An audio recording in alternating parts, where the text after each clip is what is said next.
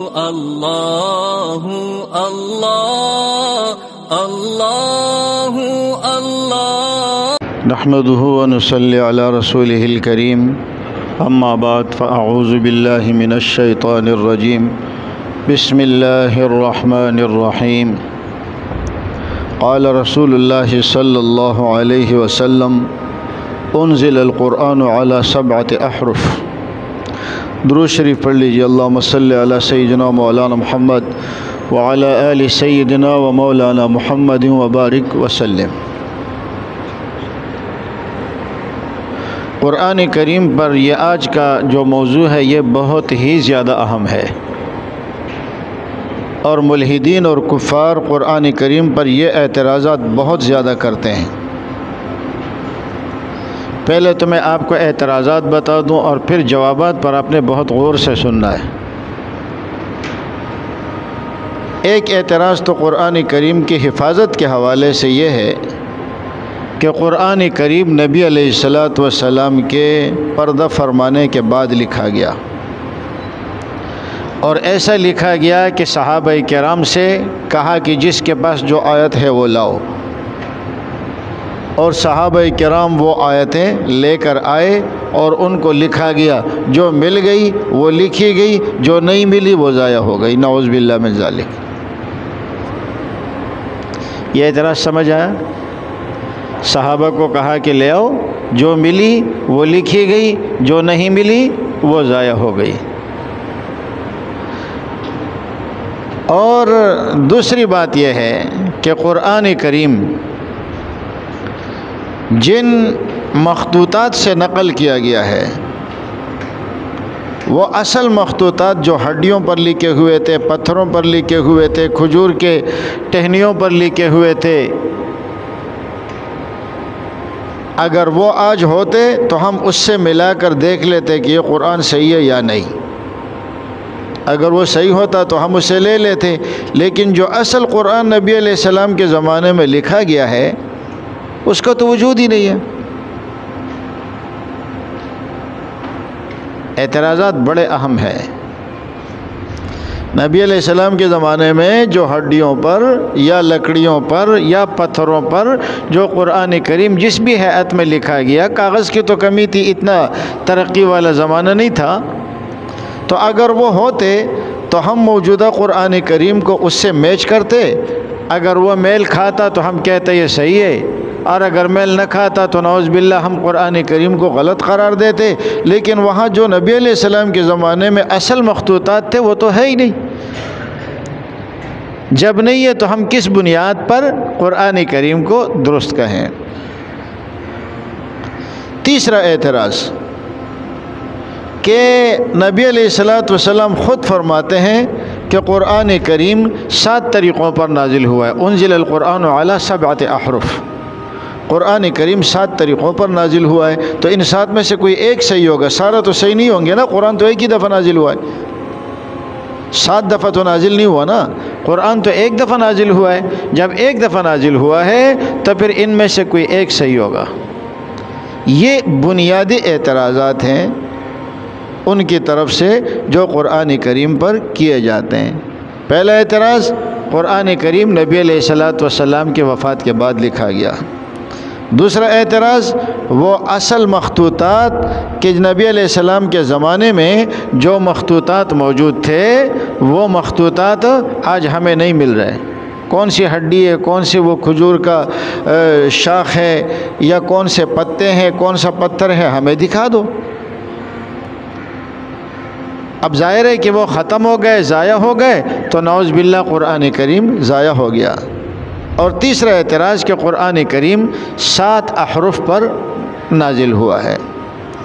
یہ 3 اعتراضات ذہن میں رکھیں، پھر اس کے بعد ہم ان کے جوابات کی طرف جاتے ہیں۔ جو بات میں کر رہا ہوں اس کو بہت غور سے سننا ہے۔ یہ اعتراض ہر ملحد کرتا ہے اور ہر کافر قرآن کریم کے اوپر کرتا ہے، لیکن جواب بہت آسان ہے۔ بظاہر اعتراضات جو ہوتا ہے نا، لگتا ہے کہ بہت بڑا تیر مارا، لیکن جواب بہت آسان ہے۔ حفاظت قرآن اس کی 2 صورتیں ہیں۔ ایک تو یہ ہے کہ سینہ در سینہ جو چلا آ رہا ہے، جس کو ہم کہتے ہیں حفظ قرآن، اور دوسرا ہے ان چیزوں کی حفاظت جس پر قرآن لکھا گیا ہے۔ تو یاد رکھیے اس زمانے سے لے کر اس دور تک اعتبار حفظ کا ہوتا ہے، مخطوطات کا نہیں ہوتا۔ آج تو قرآن ہمارے ہاں موجود ہے نا، لیکن اگر کوئی کمپنی قرآن کریم کا کوئی نسخہ چھاپنا چاہتی ہے تو وہ نسخہ تیار کر لیتی ہے اور پھر کسی حافظ کو دے دیتے ہیں کہ آپ اس کو دیکھیں، اس میں کہیں ہم سے کوئی غلطی تو نہیں ہوئی، اور پھر وہ حافظ آخر میں اپنا مہر لگا دیتا ہے اور دستخط کر دیتا ہے۔ تو بتائیے آج کے زمانے میں قرآن کریم کے پرکھنے کا معیار دوسرا نسخہ ہے یا حافظ قرآن ہے؟ حافظ قرآن ہے، ورنہ وہ یوں کرتے کہ دوسرے قرآن کریم کے ساتھ اس کو میچ کر لیتے، خود ہی کر لیتے۔ لیکن آج بھی اصول یہی ہے کہ کسی بڑے قاری کو جو اس کی سند دیتے ہیں۔ ابھی میں قادیانیت پر یہ پچھلے رمضان سے پورے شعبان میں ہم نے دورہ قادیانیت پڑھایا، رد قادیانیت کورس کرا 1 مہینے تک۔ تو اس میں ایک قاری صاحب بھی آتے تھے، بعد میں مجھے پتہ چلا کہ اس قاری کا نام قاری سکندر حیات ہے، اور یہ قرآن کریم جو نسخہ آتا ہے یہ اس کے آخر میں دستخط کرتا ہے اور یہ جو ہے اس پر مہر لگاتا ہے۔ تو اس ترقی کے دور میں بھی قرآن کریم کو پرکھنے کا معیار کیا ہے؟ حفظ ہے۔ تو اس زمانے میں بھی کیا تھا؟ حفظ تھا۔ اور بیر معونہ کے سب سے پہلے حافظ قرآن کے کون ہیں؟ رسول اللہ صلی اللہ علیہ وسلم، یہ سب سے پہلے حافظ ہیں۔ اور پھر صحابہ کرام میں تو ہزاروں حفاظ تھے۔ بیر معونہ کے واقعے میں 70 قاری شہید ہوئے تھے، 70 حافظ شہید ہوئے تھے۔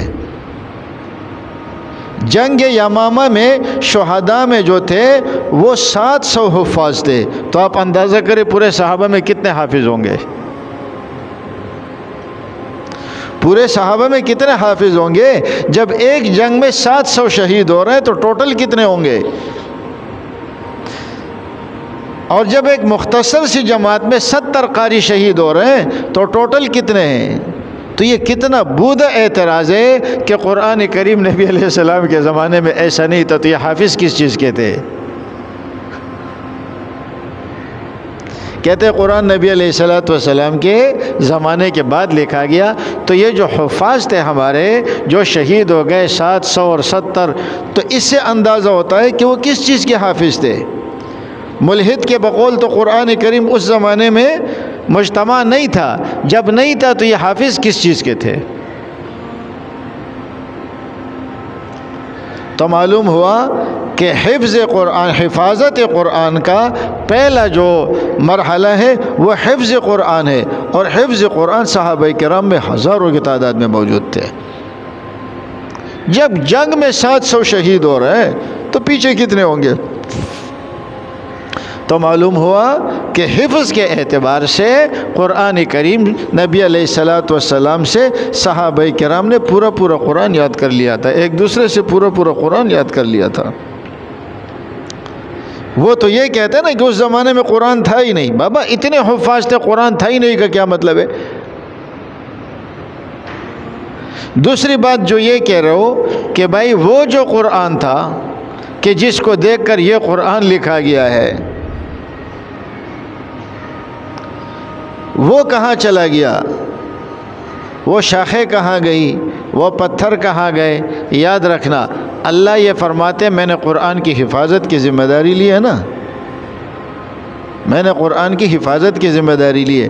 اس کا یہ مطلب نہیں ہے کہ جس چیز پر قرآن لکھا گیا ہے اس کی حفاظت کی ذمہ داری ہے، اس سیاہی کے حفاظت کی ذمہ داری لی ہے، اس پتھر کی حفاظت کی ذمہ داری لی ہے۔ مثال کے طور پر آج اگر کوئی شخص قرآن کریم کی توہین کر دیتا ہے، توہین کے غرض سے قرآن کریم کو جلا دیتا ہے یا سمندر میں ڈال دیتا ہے، تو آپ یہ نہیں کہہ سکتے۔ اچھا وہ یہ بھی اعتراض کرتے ہیں فلاں جگہ مسجد میں آگ لگی اور اس میں سینکڑوں قرآن کریم جل گئے، تو اللہ نے تو قرآن کی حفاظت کی ذمہ داری لی تھی، یہ جلا کیسے؟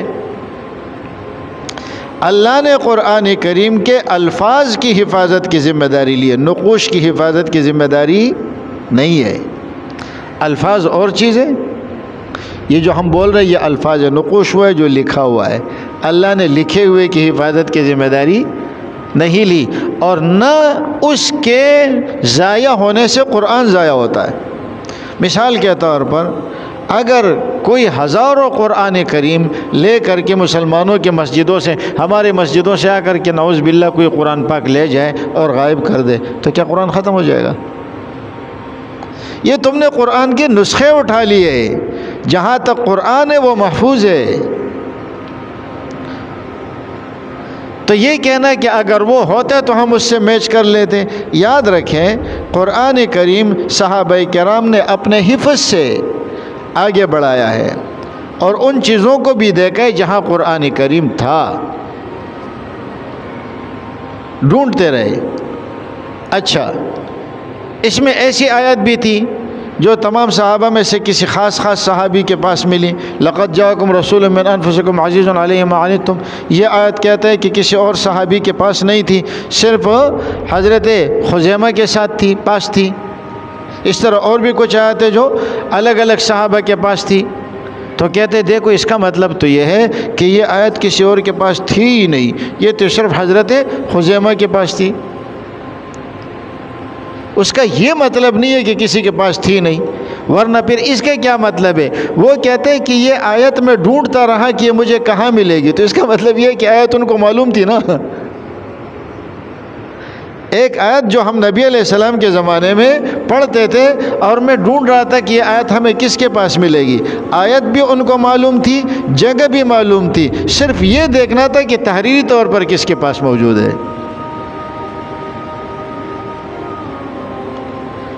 تو اب اس میں کوئی اعتراض والی بات کون سی ہے؟ قرآن کریم تو جو نبی علیہ السلام کے زمانے میں تھا وہی صحابہ کے پاس تھا، اور وہی قرآن کریم آج تک ہم تک پہنچا ہے۔ جہاں تک اس کا تعلق ہے کہ نبی علیہ السلام نے فرمایا کہ قرآن کریم نازل ہوا ہے اعلیٰ 7 احرف، 7 احرف پر، 7 طریقوں پر۔ احرف سے کیا مراد ہے؟ اس احرف کو ہم نے سمجھنا ہے۔ اس سے مراد طریقے ہیں، انواع ہے، قسمیں ہیں۔ مثال کے طور پر میں کہتا ہوں یہ فلاں صاحب کو ڈینگی ہو گیا ہے، فلاں صاحب کو ٹائیفائڈ ہو گیا ہے، فلاں صاحب کو موسمی بخار ہو گیا ہے، اور فلاں صاحب اس کو الرجی کی وجہ سے بخار ہو گیا ہے۔ تو یہ 4 قسمیں میں نے بتائی، لیکن یہ چاروں ہے بخار ہی۔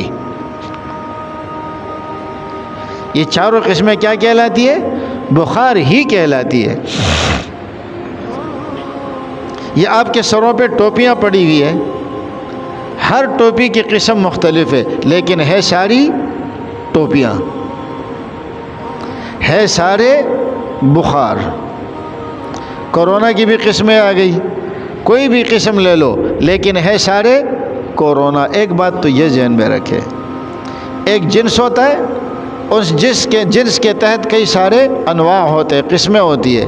بخار یہ ایک جنس ہے، ڈینگی، ٹائیفائڈ اور فلاں یہ بخار کی قسمیں، یہ سارے اس بات میں مشترک ہے کہ یہ اب آپ یہاں پر سارے مسلمان بیٹھے، انسان بیٹھے، انسان ہونا یہ ایک جنس ہے۔ کوئی پنجابی ہے، کوئی بلوچ ہے، کوئی پٹھان ہے، کوئی سندھی ہے، یہ جتنی قسمیں کیوں نہ ہو جائے لیکن ہے سارے کے سارے انسان۔ یہ بات سمجھ آ گئی؟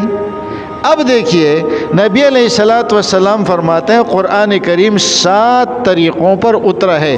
یہ طریقے 7 ہیں لیکن ہے سارے کے سارے قرآن، ہے سارے کے سارے قرآن۔ اب وہ کہتے ہیں یہ صحیح ہے یا یہ صحیح ہے، تو اس کی مثال تو ایسے ہو گئی، ایک پٹھان، ایک پنجابی، ایک بلوچ، ایک سندھی کو میں نے کھڑا کر دیا، میں نے کہا اس میں انسان کون ہے؟ آپ کہتے ہیں اس میں انسان کون ہے؟ میں کہتا ہوں یہ سارے انسان ہیں۔ آپ کہتے ہیں کیسے سارے انسان؟ ایک پٹھان، ایک بلوچ، ایک سندھی، ایک فلاں، ایک فلاں، ایک فلاں۔ تو یہ قومیں ان کی بدل جائے بدل سکتی ہے، لغت اور زبان بدل جائے بدل سکتا ہے، لیکن ہے سارے کے سارے انسان. تو اسی طریقے سے قرآن کریم کی انواع کتنی بھی ہو جائے لیکن ہے سارے کے سارے قرآن.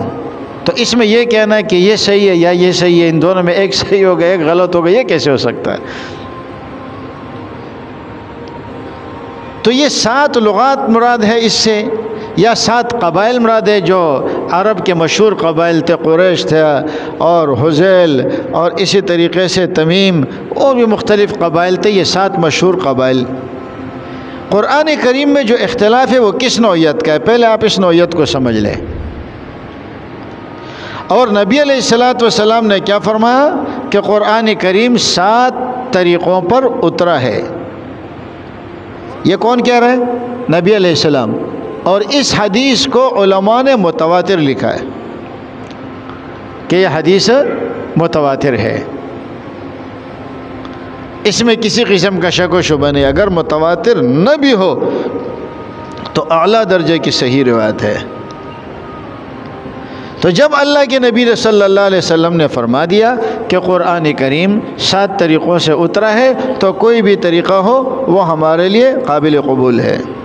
ہوا کیا؟ اب اس کے 7 احرف سے مراد کیا ہے؟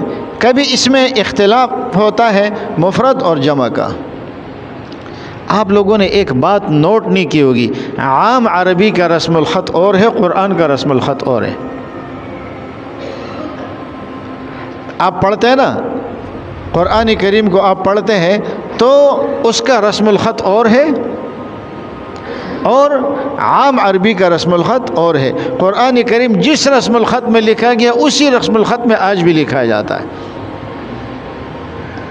اس رسم الخط میں کسی قسم کی تبدیلی نہیں کی جاتی، اسی رسم الخط میں آج بھی لکھا جاتا ہے. جیسے مثال کے طور پر مفرد اور جمع کا اختلاف ہے. وصدقت بکلمات ربها وکتبہ. آپ نے دیکھا ہوگا اگر کتاب قرآن کریم میں لفظ کتاب ذالک الکتاب یا جہاں بھی آپ کو کتاب لکھا ہوا نظر آئے گا تو وہ کتاب الف کے ساتھ نہیں لکھا ہوا ہوگا، کھڑے زبر کے ساتھ ہوگا. یہ بات آپ نے نوٹ نہیں کی ہوگی. کہیں پر عالمین لکھا ہے تو عالمین کھڑے زبر کے ساتھ لکھا جاتا ہے، الف کے ساتھ نہیں لکھا جاتا. اب ایک قرات میں کیا رہا ہے؟ وصدقت بکلمات ربها وکتبہ، اور دوسرے قرات میں وصدقت بکلمات ربها وکتابہ. اب یہ جو لفظ کاف تا با اور ہا کتبہ، اس کے تا کو بھی نقطے ہٹا دو، با کے بھی نقطے ہٹا دو، یا چلو نقطے رہنے دو، زبر زیر ہٹا دو. جیسے اردو میں تو زبر زیر نہیں ہوتا نا، اردو میں زبر زیر نہیں ہوتا، تو پہلے بھی یہ چیز نہیں تھی. تو حجاج ابن یوسف کے دور میں لگائے تو کسی نے اس کتبی ہی کو کتابی ہی پڑھنا تھا اور کوئی اس کو کتبی ہی پڑھنا تھا. اور رعایت کیا دی گئی کہ آج بھی اسی طریقے سے لکھا گیا ہے، لیکن وہ زبر زیر اور کھڑا زبر آ گیا تو کتابی ہی ہو گیا اور کتبی ہی ہو گیا. لیکن جو اعراب کے بغیر جو لکھنے کا انداز ہے وہ آج بھی وہی ہے. تو کبھی مفرد اور جمع کا اختلاف ہوتا ہے. اب ان دونوں کا اختیار کون دے رہا ہے؟ اللہ کے نبی علیہ السلام فرما رہے ہیں کہ اسی طرح نازل ہوا ہے. جو کتابی ہی پڑھ لے وہ بھی صحیح ہے، جو کتبی ہی پڑھ لے وہ بھی صحیح ہے. اس کو کہتے ہیں علی 7 احرف. اسی طریقے سے کبھی افعال کا اختلاف ہوتا ہے. ربنا باعد بین اسفارنا، یہ باب مفعلہ سے باعد آ گیا. دوسری جگہ ربنا بعد بین اسفارنا یا بعد بین اسفارنا، مطلب دونوں کا ایک بنتا ہے، بعد اور باعد کا. اب باعد جو لکھا جاتا ہے وہ بھی کیسے لکھا جاتا ہے؟ با الف با نہیں لکھا جا رہا، با لکھا جا رہا ہے بعد کی طرح، اور با کے اوپر کھڑا زبر لگایا جا رہا ہے. تو گنجائش دونوں کی بن رہی ہے، باعد پڑھو یا باعد پڑھو، مطلب دونوں کا ایک ہے، اور لوگوں کی سہولت کے لیے اس بات کی اجازت دے دی گئی. کبھی ان میں اختلاف ہوتا ہے کہ اعراب کا، زبر اور زیر کا، پیش کا.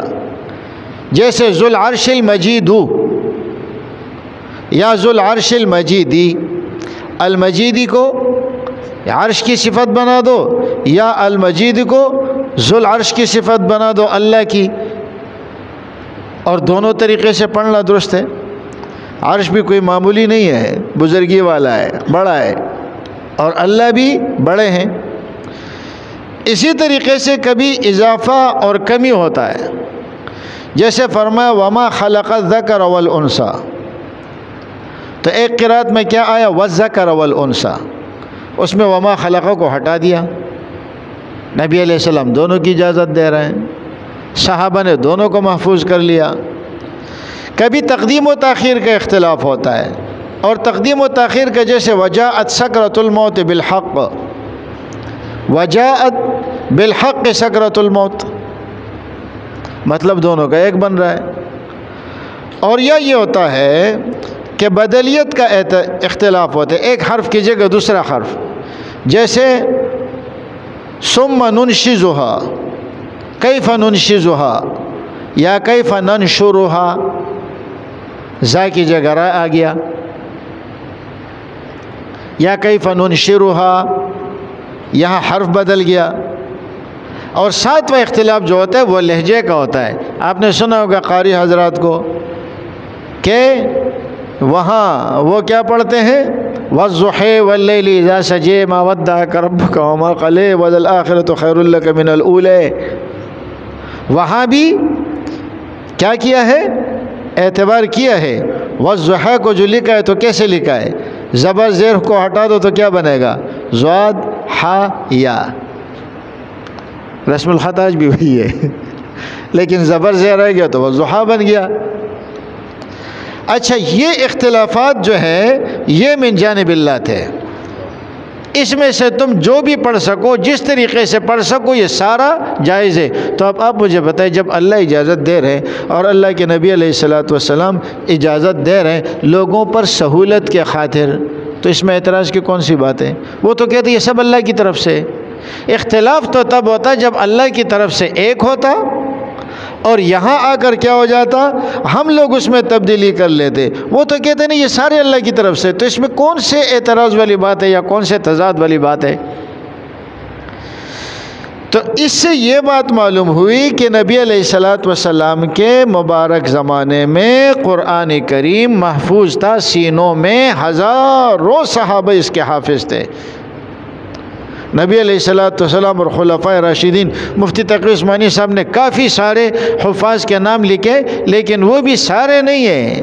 میں نے تو آپ کو بتایا کہ 700 حافظ تو ایک جنگ میں شہید ہو رہے ہیں۔ نبی علیہ السلام کے زمانے میں 70 قاری جن کو لوگوں کے قرآن کی تعلیم کے لیے بھیجا تھا، اور وہ 70 قاری کیا ہو گئے، وہاں شہید ہو گئے۔ تو 70 تو تعلیم کے لیے ایک قوم کے پاس بھیجا تھا، پیچھے کتنے قاری تھے؟ اب ہوا یہ کہ جنگ یمامہ میں جب وہ 700 قرہ شہید ہوئے تو حضرت ابوبکر، حضرت عمر رضی اللہ تعالیٰ عنہ کو فکر لاحق ہوئی کہ اگر اس طریقے سے حفاظ، یہ بتا رہا ہوں کہ قرآن کریم کو ایک گتے میں کیوں جمع کیا گیا، اس کی وجہ کیا ہے۔ اچھا، اس سے پہلے یہ بات ذہن میں رکھے، نبی علیہ السلام کے مبارک زمانے میں قرآن کریم کو کیوں کتابی شکل میں جمع نہیں کیا گیا، اس کی کیا وجہ ہے؟ یہ تو آپ علیہ السلام کے زمانے میں بھی باقاعدہ جو وحی تھی منتشر طور پر موجود تھی، لیکن باقاعدہ کتاب کی شکل میں اسے جمع نہیں کیا گیا۔ اس میں کیا راز ہے؟ اس کا راز یہ ہے کہ نبی علیہ السلام کے زمانے میں قرآن کریم نازل ہوتا رہا، اخیر تک قرآن کریم نازل ہوتا رہا۔ ایک آیت نازل ہو رہی ہے، دوسرے کی تلاوت منسوخ ہو رہی ہے، دوسرے کا حکم منسوخ ہو رہا ہے، تو جب تک وہ نازل ہو رہا ہے تو کیسے جمع کر سکتے ہیں؟ اب آپ جمع کر کے لکھیں گے تو وہ منسوخ، جس کی تلاوت منسوخ ہو رہی ہے نا، وہ بھی بیچ میں آ گئی، تو ممکن ہی نہیں تھا کہ نبی علیہ السلام کے زمانے میں آپ قرآن کریم کو اکٹھا کر لیتے۔ کیوں؟ اس لیے کہ قرآن کریم تو آپ کی وفات کے ساتھ جا کر مکمل ہوا ہے۔ ہاں، اگر اللہ کی طرف سے یوں کہہ دیا جاتا اب قرآن مکمل ہو گیا، اب کوئی آیت نہیں اترے گی، اب جمع کرے، تو نبی علیہ السلام جمع فرما لیتے، لیکن وہاں تو آیات نازل ہوتے رہے آخر تک، تو جمع کرنے کے لیے کوئی موقع نہیں ملا، لیکن جتنا نازل ہو چکا تھا وہ تھا۔ نبی علیہ الصلوۃ والسلام کو خود اس کی حفظ کی اتنی فکر رہتی تھی کہ جب قرآن کریم کی آیت نازل ہوتی تھی تو قرآن کریم کی آیت کے ساتھ جبریل امین بولتے جاتے تھے، نبی علیہ السلام اس کو پڑھتے جاتے تھے کہ کہیں بھول نہ جاؤں۔ اللہ رب العزت نے فرمایا لا تحرک به لسانک لتعجل به ان علینا جمعہ وقرآنہ، آپ جلدی نہ کریں، اس قرآن کا جمع کرنا اور اس کا پڑھانا یہ ہماری ذمہ داری ہے۔ اور اللہ نے اپنی ذمہ داری دکھا دی۔ قرآن کریم کے 3 نام ہیں، ایک ہے کلام اللہ، ایک ہے قرآن، اور ایک ہے کتاب اللہ۔ کلام اللہ قرآن کریم کو اس وقت کہا جاتا ہے جب یہ اللہ رب العزت کا کلام ہے، ابھی اترا نہیں ہے، اس وقت یہ کلام اللہ تھا۔ جب یہ اترا صحابہ پڑھنے لگے تو اب اس کا نام ہوا قرآن، زیادہ پڑھی جانے والی کتاب۔ اور جب یہ بعد میں لکھا گیا تو اس کا نام ہوا کتاب۔ اب دیکھیں اللہ کے علم میں تھا کہ یہ بعد میں لکھا جائے گا، کیا فرمایا ذالک الکتاب لا ریب فیہ، وہ جو کتاب ہے نا اس میں کوئی شک نہیں۔ اب آپ کہیں گے عجیب بات ہے، وہ ہم پڑھ لیں وہ تو ہمارے سامنے ہوتی ہے، تو وہ جو کتاب ذالک اس میں اشارہ بعید کے لیے آتا ہے، وہ جو کتاب ہے اس میں کوئی شک نہیں، تو پھر وہ کا کیا مطلب؟ تو اس کے علماء نے کئی جوابات دیے، لیکن ایک جواب مجھے بڑا پسند آیا ہے، ایک مولانا سے میں نے سنا، انہوں نے کہا قرآن کریم کتاب کی شکل میں بعد میں لکھا گیا، اس وقت یہ کتاب کی شکل میں نہیں تھا، اس لیے فرمایا وہ جو کتاب ہے اس پہ کوئی شک نہیں ہے۔ تو اللہ کو معلوم تھا کہ یہ بعد میں لکھا جائے گا، اور اس کے لیے اللہ نے لوگوں کو پیدا کیا۔ نبی علیہ السلام کے زمانے میں محفوظ۔ اچھا، پھر حضرت ابوبکر صدیق رضی اللہ تعالیٰ عنہ، حضرت عمر آئے، کہنے لگے کہ یہ تو اب لوگ شہید ہو رہے ہیں، اور اس طریقے سے اگر حفاظ شہید ہو جائیں گے تو قرآن کریم کا بڑا نقصان ہو جائے گا، آپ اس کو جمع کریں۔ انہوں نے کہا میں ایسا کام کیوں کروں جو نبی علیہ السلام نے نہیں کیا۔ خیر کرتے درتے حضرت ابوبکر صدیق اس پر راضی ہوئے، اور وہ جو مختلف لکھا ہوا تھا نا ان سب کو جمع کر کے کاغذوں میں لکھ دیا، اور ہر پارے کا اوپر سے اس کو دھاگے سے باندھا اور اس کے الگ الگ اجزاء بنائے، یعنی ہر صورت کا پاروں کی شکل میں نہیں تھا، ہر صورت کے الگ الگ اجزاء بنائے، لیکن کون سی صورت پہلی ہے کون سی بات اس میں نہیں، بس اٹھا کے رکھ دیا تاکہ محفوظ ہو جائے، اور یہ اس طریقے سے محفوظ رہا۔ پھر حضرت عثمان رضی اللہ تعالیٰ عنہ کا زمانہ آیا۔ اب اس زمانے میں کیا ہوا کہ بھائی دور دراز کے لوگ یہ سارے اختلاف کر رہے ہیں، ایک طریقے سے پڑھ لے، دوسرے طریقے سے پڑھ لے۔ اب صحابہ نے اپنے پاس جو لکھے تھے ان کو مختلف صحیفے تھے، صحابہ کرام نے اپنے لکھے تھے، تو اب مختلف قرأتیں تھیں، کہیں پر ایسا تھا کہ کہیں آیت ہے، آیت کے ساتھ کوئی نوٹ لکھا ہوا ہے، تو یہ خطرہ ہے کہ کہیں یہ نوٹ کو لوگ قرآن نہ سمجھنے لگے، اور یہ جو لہجوں کا اختلاف لوگوں کے اندر باقی ہے اور لوگوں میں اختلاف شروع ہو گیا، تو فرمایا اب سب کو ایک مصحف پر جمع کیا جائے، اور پھر حضرت زید بن ثابت کے مصحف پر جمع کیا، اور اس کے علاوہ وہ مصاحف کہ جس کی وجہ سے لوگوں کے ذہنوں میں اشکالات اٹھتے تھے، ان مصاحف کو حضرت عثمان رضی اللہ تعالیٰ عنہ نے جلا دیا، لیکن یہ جلانا بطور حفاظت کا تھا، اور قاتلان عثمان نے اسی چیز کو بیس بنا کر کہ انہوں نے قرآن کریم کی توہین کیے، اور حضرت عثمان پر جو اعتراضات کیے تھے ان میں سے ایک اعتراض یہ بھی تھا کہ انہوں نے مصحف کو جلا کر قرآن کی توہین کیے، حالانکہ وہ توہین کے غرض سے نہیں تھا، وہ